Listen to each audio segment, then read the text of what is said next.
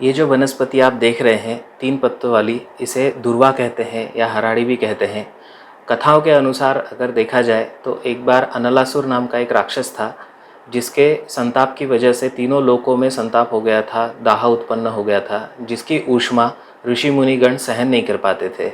तो ऋषि मुनिगण सबने मिलकर के गणेश भगवान की प्रार्थना की, गणेश भगवान से प्रार्थना की कि इस असुर से हमारी रक्षा करें। फिर गणेश भगवान ने अनलासुर के साथ में युद्ध किया, आखिर में उसको गणेश भगवान ने निगल लिया, जिसकी वजह से संसार में तो उसका ताप कम हो गया, लेकिन भगवान श्री गणेश के शरीर में वो ताप बढ़ना शुरू हो गया। फिर सभी देवों ने मिलकर के इस दुर्वा नाम की वनस्पति को लिया, इसके 3 पत्ते ऐसे जमा करके उसका रस निकाल के उनके माथे पर लगाया और उनको खाने के लिए दिया, जिसकी वजह से उनके शरीर का संताप बाद में कम हुआ। इसीलिए इस वनस्पति को भगवान गणेश जी को अर्पित किया जाता है, जिसे गणेश प्रिया भी कहा जाता है। इस वनस्पति के काफ़ी सारे आध्यात्मिक गुण भी है। ये मन को शांत करती है, समृद्धि देती है, दीर्घायु का प्रतीक है, सकारात्मक और पॉजिटिव एनर्जी हमारे बॉडी में बनाने में मदद करती है। इसे सभी घास के प्रकार में अग्रण्य कहा गया है, यानी श्रेष्ठ घास कहा गया है, इसलिए इसका नाम अग्रण्य भी है। पर्यावरण के हिसाब से भी इसका काफ़ी महत्व है। पर्यावरण में ये मृत संधानक कही गई है, बहुत सारे पशुओं का ये चारा भी है।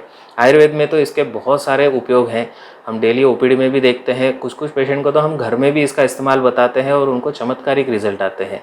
जैसे नाक से खून आ रहा है, मसूड़ों से खून आ रहा है, आंखें लाल हो रही है, बॉडी में कहीं पे भी अगर ब्लीडिंग हो रहा है तो इसका रस निकाल करके आप गड़ी शक्कर के साथ या डायरेक्ट भी खा सकते हैं, जिससे ब्लीडिंग रोकने में काफ़ी मदद मिलती है। दाह शमन हो जाता है, बॉडी का टेम्परेचर मेंटेन होने में मदद मिलती है। मासिक स्राव के समय अगर हेवी ब्लीडिंग होता है तो भी इसका इस्तेमाल हम कर सकते हैं।